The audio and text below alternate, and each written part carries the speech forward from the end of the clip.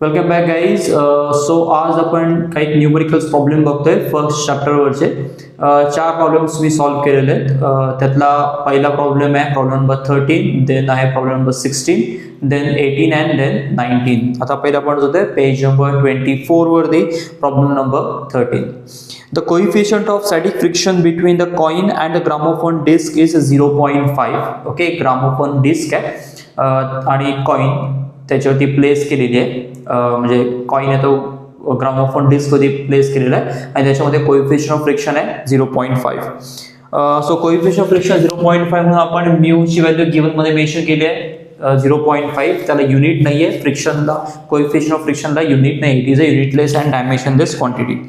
Okay, the radius of disc is 8 centimetre. Radius आपण mention केलं आहे कॅपिटल आर, 8 सेंटीमीटर आहे. 8 × 10⁻² मीटर कन्वर्ट केलेली आहे आपण value. Okay, initially the centre of a coin is 2 centimetre away from the centre of a disc. Initially coin किती आहे तर सेंटर पासून 2 सेंटीमीटर वरती आहे. म्हणजे कन्सिडर करा हे बुक आपण as a gramophone disc consider करा आणि त्याच्या हा इथे सेंटर आहे. सेंटर जर डिस्क असेल तर ऑफकोर्स त्याला रेडियस असणार आहे आणि दॅट इज कॉन्स्टंट, ती 8 सेंटीमीटरची आहे. आणि त्याच्या सेंटर पासून ओके कॉइनचा जो सेंटर आहे तो किती आहे 2 सेंटीमीटर वरती आहे. क्लिअर आहे. आता ग्रामोफोन डिस्क ही काय होणार आहे, रोटेट होणार आहे. ग्रामोफोन हा जनरली एक ऑडिओ डिव्हाइस आहे. तो रोटेट जसा होतो तसा ऑफकोर्स आपल्याला त्याच्या डायफ्राम मधून साऊंड आहे किंवा गाणी आहेत त्याच्यामध्ये किंवा रेकॉर्डेड काय ते आपल्याला ऐकायला येणार आहे. ओके, रेकॉर्डेड ऑडिओ काय ते ऐकायला येणार आहे. सो इथे पण ती ग्रामोफोन डिस्क आहे ती रोटेट होणार आहे. आणि आता ऑफकोर्स इनफ आता फ्रिक्शन आहे त्याच्यामध्ये, स्टॅटिक फ्रिक्शन, बट काहीतरी एक समथिंग RPM आला. क्लिअर आहे त्या ग्रामोफोन डिस्कला की कॉइन आहे तो बाहेर फेकला जाणार आहे. राईट, बघा प्रॉब्लेम काय आहे. Initially the centre of a coin is 2 centimetre away from the centre of a disc. डिस्कच्या सेंटर पासून कॉइन किती डिस्टन्स वरती आहे 2 सेंटीमीटर. त्याला आपण मेन्शन केलं 2 × 10⁻² मीटर. क्लिअर आहे. At what minimum frequency will it start slipping from there. म्हणजे कुठल्या मिनिमम फ्रिक्वेन्सीला ओके RPM बोला किंवा RPS, जनरली आपण रिव्होल्यूशन पर सेकंड मध्ये आपण ती फ्रिक्वेन्सी काढणार आहोत किंवा जो रोटेट होईल काहीतरी रिव्होल्यूशन पर सेकंड होतील त्याचे, मग ती कुठली फ्रिक्वेन्सी असेल. क्लिअर आहे. तर त्या फ्रिक्वेन्सीला तो कॉइन आहे तो तिथून स्लिप होईल आणि बाहेर जाईल. Okay, by what factor will the answer change if the coin is almost at the rim. Okay, rim म्हणजे काय, ती जी ग्रामोफोन डिस्क असणार आहे त्या डिस्कची जी एज असेल, ज्याची रेडियस R आपल्याला मिळते, त्या एज वरती असेल तर मग किती फ्रिक्वेन्सीला तो कॉइन आहे तो बाहेर फेकला जाईल. क्लिअर आहे त्या ग्रामोफोन डिस्कच्या. सो बघा काय केलेलं आहे, गिवन आपण मेन्शन केलेलं आहे आणि आपल्याला फॅक्टर काढायचं. त्यातला फॅक्टर काढायचा म्हणजेच काय की इनिशियल आणि फायनल या दोघांमध्ये रेशो काय असेल. इन शॉर्ट नंतर फ्रिक्वेन्सी आपल्याला जास्त लागेल कमी लागेल किंवा त्याचा रेशो काय असेल, किती फॅक्टरने चेंज झाली असेल, तो फॅक्टर किंवा तो रेशो आहे तो आपल्याला फाइंड आउट करायचा आहे. ओके, सो आपण आता प्रॉब्लेम यूज करतोय हॉरिझॉन्टल सर्क्युलर मोशन. बरोबर आहे. त्याच्यामध्ये आपण डिस्कस करतोय, आपण एक कॉन्सेप्ट बघितली होती vehicle moving on a horizontal circular track. So इथे पण सेम कॉन्सेप्ट आहे, फक्त काय आहे की हॉरिझॉन्टल सर्क्युलर ट्रॅक वरती व्हेइकल मूव्ह होत होती. या केसमध्ये काय असणार आहे तर डिस्क आहे, ती डिस्क रोटेट होते आणि इनफ फ्रिक्शन जर नसेल तर ऑफकोर्स तो कॉइन आहे तो त्या एका स्पेसिफिक फ्रिक्वेन्सीला बाहेर फेकला जाईल आणि ती फ्रिक्वेन्सी आपल्याला फाइंड आउट करायची आहे. सो आपण फॉर्म्युला यूज केला V equals to √μRg, μSRg बोला किंवा μRg बोला, S सफिक्स द्या किंवा नाही दिलं तरी चालेल. सो V ला आपण सबस्टिट्यूट केलंय R ओमेगा, त्याचा स्क्वेअर केलं तर आपल्याला काय मिळणार आहे V² मिळेल. सो म्हणून त्याचा स्क्वेअर V ची व्हॅल्यू पुट केली R ओमेगा, तर त्याचा आपल्याला स्क्वेअर काय मिळेल R² omega square is equals to μRg. इकडला आहे कारण इकडला कॅन्सल झाला R. सो R हा इकडला होता तर इकडे शिफ्ट केला. ओमेगाची आपण व्हॅल्यू पुट केली 2π, त्याचा स्क्वेअर आहे तो ॲज इट इज इथे आपण मेन्शन केलाय is equals to μg upon R equation मिळालंय. आता 2π चा स्क्वेअर आपल्याला केला तर किती मिळेल तो 4π². सो 4π² इथे पुट केलं, इथे n² आहे, डिनॉमिनेटर मध्ये R ॲज इट इज आहे. आता G ची व्हॅल्यू आपल्याला घ्यायची आहे 10 घ्यायची आहे आणि π² ची पण व्हॅल्यू आपल्याला 9.87 च्याच क्लोज मिळते, त्याच्या क्लोज आहे ती व्हॅल्यू. सो म्हणून G आणि π² अप्रॉक्सिमेटली इक्वल असल्यामुळे काय होतील कॅन्सल होणार आहेत. सो आपल्याला इक्वेशन काय मिळालं, nचं रूट काढलं तर √μ अपॉन 4r. सो म्यूची व्हॅल्यू पुट केली आहे, दॅट इज 0.5. r ची व्हॅल्यू स्मॉल r ची व्हॅल्यू पुट करणार आपण त्याच्या केसमध्ये, कारण इनिशियल कंडिशन काढतोय जिथं तो 2 सेंटीमीटरला होता. सो r पुट केली, त्याच्यामध्ये 4 2 × 10⁻², -2 वरती शिफ्ट झाले, इथे न्यूमरेटरमध्ये होते 0.5. सो 0.5 × 10⁻² होतात 50 आणि 4 2 आपल्याला मिळतील 8. 50/8 दॅट इज अंडर रूट मध्ये, आणि that is under root of 25/4. Half केलं दोन्हीकडे. 25चं रूट आपल्याला माहिती आहे किती आहे 5. 4चं रूट किती आहे 2. So that gives you n is equals to 5/2. 5/2 that is equals to 2.5 revolutions per second. Okay, so तेवढे त्याचे आरपीएस होतील, रिव्होल्यूशन्स पर सेकंड, म्हणजे एका सेकंडमध्ये 2.5 टाइम्स तो जेव्हा रोटेट होईल, क्लिअर आहे, तेव्हा तो कॉइन आहे तो बाहेर फेकला जाईल. क्लिअर आहे, एका सेकंडमध्ये 2.5 रोटेशन झाले, रिव्होल्यूशन झाले की तो कॉइन आहे तो बाहेर फेकला जाईल. आता नेक्स्ट काय करायचं आहे, नेक्स्ट प्रॉब्लेम मध्ये काय सांगितलंय की तो जो कॉइन आहे तो कुठे प्लेस केलेला आहे, तर ऍट द रिमला, म्हणजे ऍट द एजला पुट केलेला आहे. ओके, तिथे ठेवलेला आहे, प्लेस केलेला आहे. सो आता ह्या प्रॉब्लेममध्ये आपल्याला कळलं की कॉइन तोच आहे, ग्रामोफोन डिस्क तीच आहे, त्याच्यामुळे ऑफकोर्स कोएफिशियंट ऑफ फ्रिक्शन तर ऑफकोर्स काय असणार आहे, कॉन्स्टंट असणार आहे, आणि परत जी आणि π² ते काय कॅन्सल होणार आहे. त्यामुळे आपण थोडं इथे शॉर्टकट यूज केलेला आहे. As mu is constant, so n² proportional to 1/r. इथे आपल्याला फॉर्म्युला माहिती आहे बघा, n² प्रपोर्शनल टू 1/r, कारण चेंज होणारी क्वांटिटी एकच आहे ना. बाकी म्यू, जी आणि π² तर कॅन्सल होणार आहे, त्यामुळे ते मेन्शनच केले नाही आहेत, पण इथे फॉर्म्युला मिळेल तुम्हाला त्याच्यामध्ये, जसं n² is equals to μ/4r. 4 तर कॉन्स्टंट आपल्याला माहिती आहे, आणि म्यू पण या केसमध्ये कॉन्स्टंट आहे, कारण तोच कॉइन आहे आणि तेच डिस्क आहे. सो म्हणून आपण फॉर्म्युला काय घेतला, n² proportional to 1/r. So n1/n2 is equals to small r upon capital r. आपण डायरेक्ट त्याला रूट मध्ये पण पुट केलं. इथे एक गोष्ट लक्षात घ्या, जेव्हा फर्स्ट फ्रिक्वेन्सी होती तेव्हा आपल्याला रेडियस काय मिळते, आपण काय घेतली होती, r घेतली होती, आणि जेव्हा सेकंड कन्सिडर करतोय तेव्हा आपल्याला रेडियस किती मिळते, कॅपिटल R मिळते. सो या केसमध्ये n2 ची value n2 proportional to 1/r आहे, आणि म्हणून ते n2/n1 केलं, तर इकडलं पण काय केलंय, न्यूमरेटर डिनॉमिनेटर इन्व्हर्ट केलेत. So under root of small r upon आपण काय केलेलं आहे, कॅपिटल R केलेलं आहे. बघा, n1 हा inverse proportional to root r येईल, आणि हा n2 inverse proportional to capital R येईल. सो आता n2/n1 ची व्हॅल्यू पुट केली रूट मध्ये, 2 × 10⁻², इथे 8 × 10⁻², कारण r आणि स्मॉल r आणि कॅपिटल R च्या व्हॅल्यूज आपल्याकडे ऑलरेडी आहेत. 10⁻², कॅन्सल झाले, 2/8 दॅट इज 1/4 रूट मध्ये झाले, अँड 1चं रूट तर 1च आहे, 4चं रूट आपल्याला किती मिळेल 2. So n2/n1 is equals to 1/2.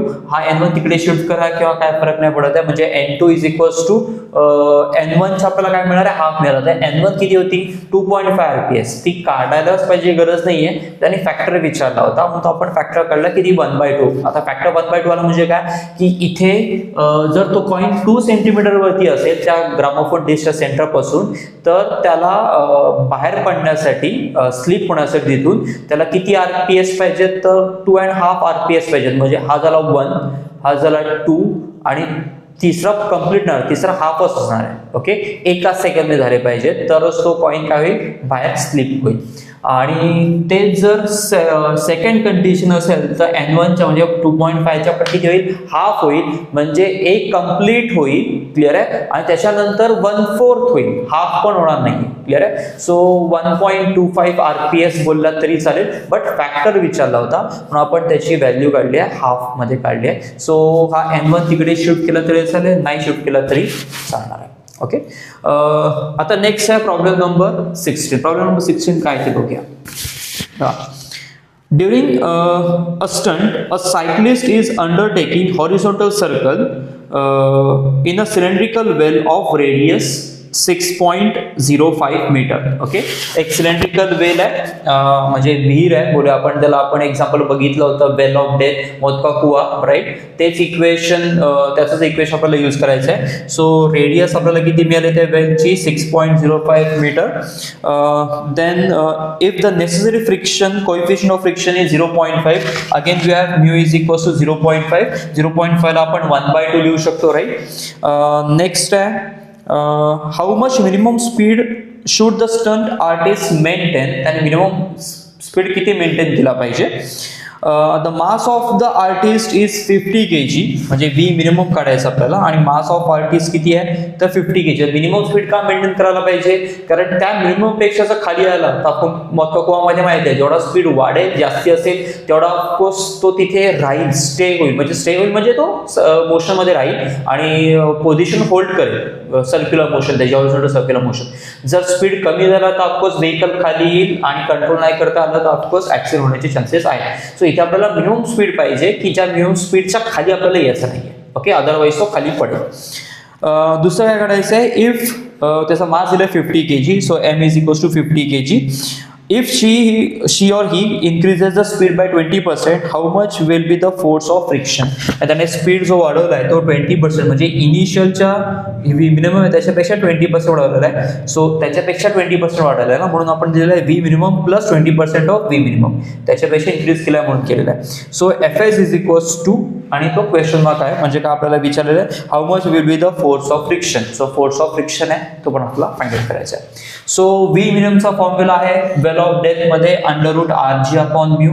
R ची व्हॅल्यू आहे किती आहे तर 6.05 इंटू 10, म्यूची व्हॅल्यू किती आहे 1/2. हा 2 डिनॉमिनेटरच्या पण डिनॉमिनेटर मध्ये तो पुढे शिफ्ट होईल न्यूमरेटर मध्ये. सो 10 इंटू 2 आपल्याला किती मिळेल 20 इंटू 6.05 मल्टिप्लाय केलं तर बघा तर 120 आणि हा 1 आपल्याला किती मिळणार आहे तर 121. तुम्ही हा प्रोडक्ट घेतला तर ऑफकोर्स तुम्हाला आन्सर येईल सॉल्व्ह करता.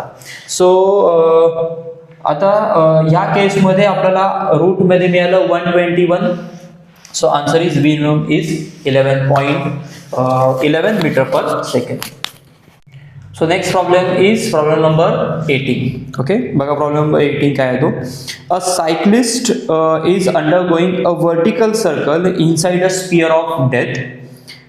द स्पीड ऑफ डेथ आहे राईट, वर्टिकल सर्कल आहे म्हणजे VCM आपल्याला कन्सिडर करायचं आहे. The speed of a motorcycle varies between 6 metre per second and 10 metre per second. तो त्या व्हेकलचा स्पीड आहे म्हणजे बाईक असेल त्याचा स्पीड आहे तो व्हॅरी होतोय 6 metre per second and 10 metre per second. आता VCM मध्ये आपल्याला माहिती आहे टॉप मोस्ट पॉइंटला वेलॉसिटी कमी असते as compared to bottom. Okay, calculate the diameter of a sphere of death. त्याची डायमीटर आपल्याला फाइंड आउट करायची स्पियर ऑफ डेथची.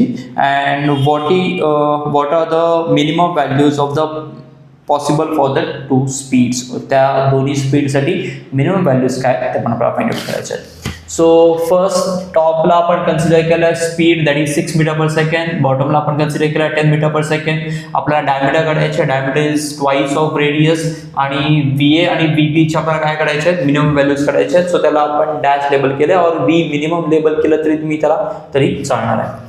सो आता आपल्याला फॉर्म्युला माहिती आहे VA². टॉप मोस्ट पॉइंटला आपण वेलॉसिटी किती घेतो VA² is equals to RG आणि बॉटमला आपण किती कन्सिडर करतो VA² is equals to 5RG.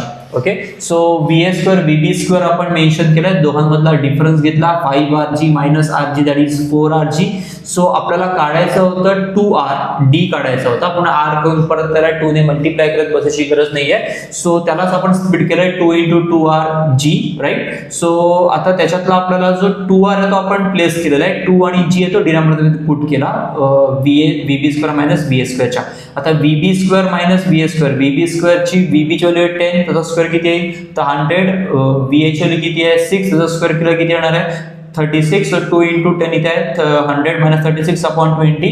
So D is equals to 64 upon 20 and that is equals to 3.2 metre. Diameter काढली तर आपण काय करायचं त्याच्यानंतर रेडियस पण काढली, पुढच्या प्रॉब्लेम मध्ये कदाचित आपल्याला लागणारच आहे.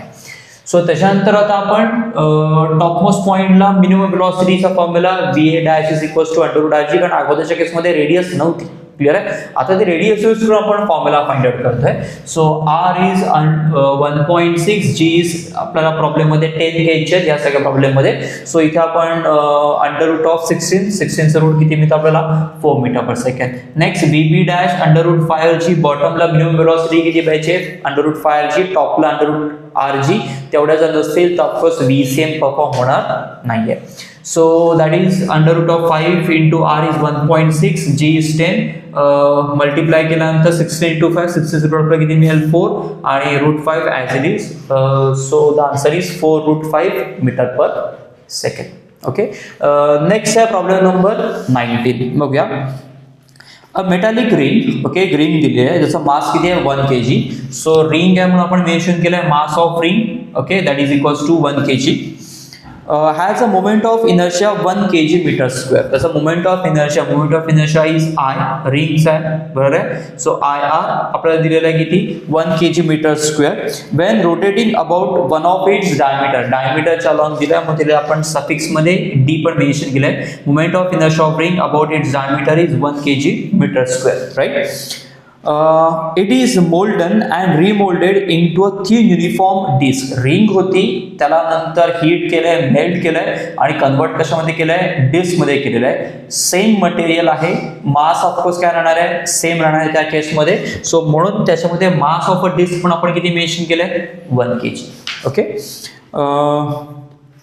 Uniform disc of the same radius पण काय आपल्याला सांगितलेलं आहे, सेम आहे. So radius of a ring is equal to radius of a disc. How much will be its moment of inertia. Moment of inertia find out करायचा आहे कोणाचा, डिस्कचा. When rotated about its own ऍक्सिसचा moment of inertia काढायचा आहे. डिस्कचा own ऍक्सिसचा moment of inertia आहे तो 1/2 mr². क्लिअर आहे. रिंगचा किती होता ओन ऍक्सिसचा mr², म्हणजे axis passing through centre of mass perpendicular to its plane, म्हणजे तो झाला ओन ऍक्सिस. इथे पण तोच आहे, पण प्रॉब्लेम मध्ये रिंगचा कुठला दिलाय अबाउट डायमीटर आहे. क्लिअर आहे, हे लक्षात घ्या. आणि अबाउट डायमीटर आपल्याला किती मिळतो 1/2 mr². आणि ते डिस्कचा इट्स ओन ऍक्सिसचाच म्हणजे passing through centre of mass perpendicular to plane किती आहे 1/2 mr². ओके. सो आता आपल्याला माहिती आहे गिवन व्हॅल्यू आय आर म्हणजे moment of inertia of ring about disc is equals to 1. But ती आपल्याला व्हॅल्यू माहिती आहे, म्हणजे फॉर्म्युला माहिती आहे, आणि तो फॉर्म्युला काय आहे 1/2 mr into RR² is equals to 1.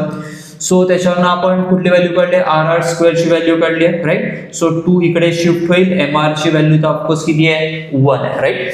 So therefore RR² that is radius of a ring square is equals to 2 upon mr, that is equals to 2, and this value radius of ring is nothing equal to radius of disk. So RD² मिळेल. So मग आता त्याला RD ची value काढली नाही तर आपल्याला काढायची गरजच नाहीये. So therefore moment of inertia of disc about its diameter, तो अबाउट इट डायमीटर नाही आहे, अबाउट इट्स ओन ऍक्सिस आहे. So that is equals to 1/2 md into RD².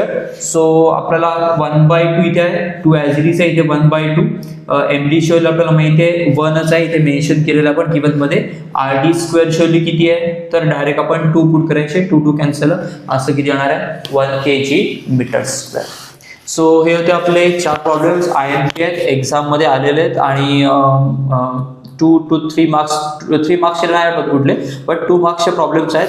त्यातला हा प्रॉब्लेम कदाचित 3 मार्क्स मध्ये विचारला जाऊ शकतो, हा आणि हा 3 मार्क्स मध्ये विचारले जाऊ शकतात. अदरवाईज हे दोन्ही प्रॉब्लेम मला 2 मार्क्सचेच वाटत आहेत. ओके.